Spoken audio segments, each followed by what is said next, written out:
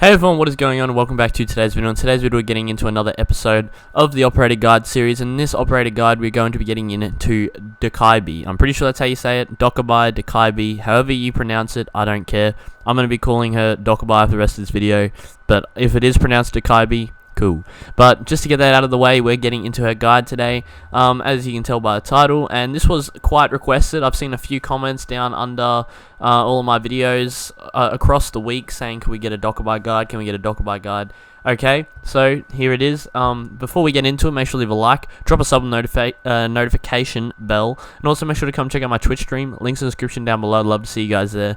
With that said, I don't have anything else more to say. Let's get into this operator guide. So as always, we're going to start off with the weapon review, move on to the gadget utilization, and finish off with the operator strategies. And without further ado, let's get into the weapon review. So Dokkaebi has access to two primary weapons. She has access to the Mark 14 EBR and the BOSG 12.2. So first weapon we're going to go over is the Mark 14 EBR. The Mark 14 EBR is her primary, I'd say it's her most used weapon in the game. Most people will probably take this over a shotgun, especially on the attacking side, but it's viable in its own way. It has access to the 3x scope, which is specific to majority of DMRs on the attacking side, and yeah, so it's a DMR, just to get that out of the way. So if you don't know what a DMR is, it is a weapon that shoots on a single kick, and you have to, it essentially relates to your trigger finger, how fast you can shoot it. You can shoot it as fast as you can shoot it with your finger, and it does 60 damage per shot on these shots with 20 bullets in the magazine. Now the problem with Dokkaebi that so many people like to outline is that it's her lack of a solid primary weapon. Obviously the Mark 14 EBR and BOSG, they're both fun to use, they're both solid weapons in their own right, but they're not an assault rifle, they're not a submachine gun. She makes up for this in her secondary weapons with the C75 and the SMG 12, but even both of them don't really add up to something of a primary weapon that you can utilize. Seems how they both have such high recoil, and they don't really have the attachment scheme that you'd get from a primary weapon.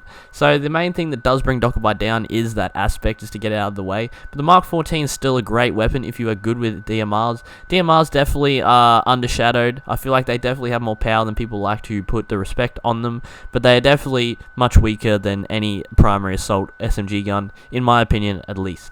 In alternatives, she has access to the BOSG, as we've already said. This shotgun does 125 damage with 2 bullets at the magazine. It is a slug shotgun, so you can snipe people with this thing. It does have an ACOG on it, thank Bikini Body for that one. And all in all, it is just a great weapon to have fun with. This is the primary reason I would use the BOSG in a ranked game, to have fun. I do not believe it is necessary whatsoever to be picking it if you are trying to actually win games, but if you're just having a joke around, having fun, this is one of those weapons that is very fun to use, because if you hit that cross-map snipe with the one shot and it injures them, that feeling is just going to be very fun, I suppose. I guess that's the best word I can use to explain it. You're gonna enjoy it, you're gonna have a laugh, and then yeah, it's just a great fun weapon to use. But I feel like in any sort of competitive play, if you do want to play Dokkaebi in competitive scenes, and she does have a great gadget to utilize for competitive scenes, I'd recommend the Mark 14 EBR.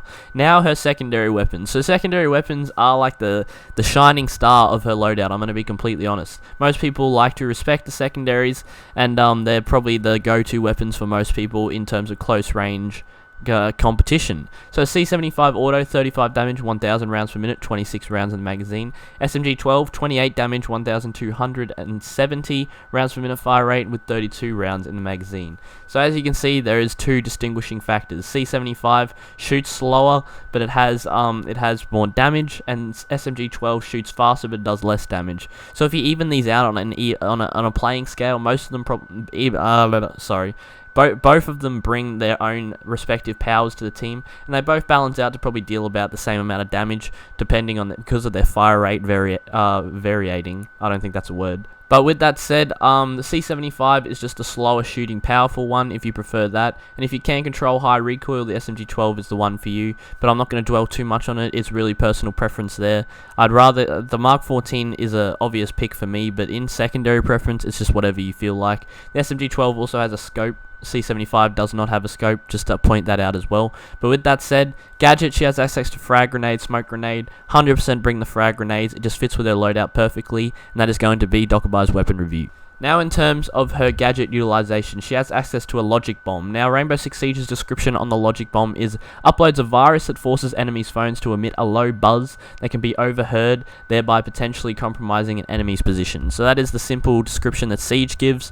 In a more in-depth description, and just to explain what the ability does. So obviously, you hold your interact button, your gadget button on your respective console or PC, and then with this, you will activate like her little phone device thingo, and this will set off a emit charge that will be spread throughout every defending operator's phone unless they are on top of I think it's a mute jammer, unless it is. No, Echo does not have vulnerability anymore, sorry. Unless they are in vicinity of a mute jammer, I'm pretty sure is the only thing that can stop them from getting logic bombed. And then this will send out this emitting charge that will radiate. I don't think it's a low buzz, it's a pretty loud buzz that has to be deactivated, or it will slowly deactivate itself after, I believe it is 10 to 15 seconds of not attending to it if you find yourself in a gunfight and you don't have time to turn that ability off.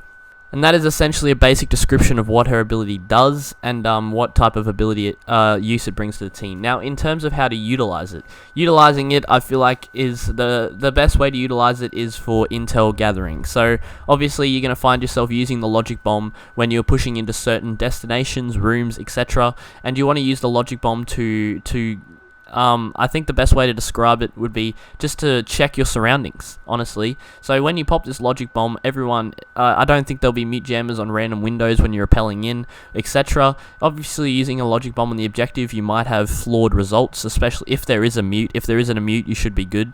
But using this just to check your surroundings when you're pushing into, I guess the word is uncoordinated areas, like unsafe areas. Using this just to check where they are and knowing that their phone's going to go off if they're in your vicinity to give away their position is a great way to utilize pushing and intel gathering, which is what I would say Dokkaebi shines in terms of utilization of her gadget. So if you're pushing into a room, say you're just walking into any room, you just pop the logic bomb before you enter any of the entering doors, and then this is going to emit this buzz that I was just talking about, and then it's going to completely just out. I don't even know what the word is. It's going to show out all of the defending operators in that area, emitting this loud buzz, giving away their position, and also just completely stitching up whatever they may be holding. So this is the best way to utilize Dokkaebi, in my opinion.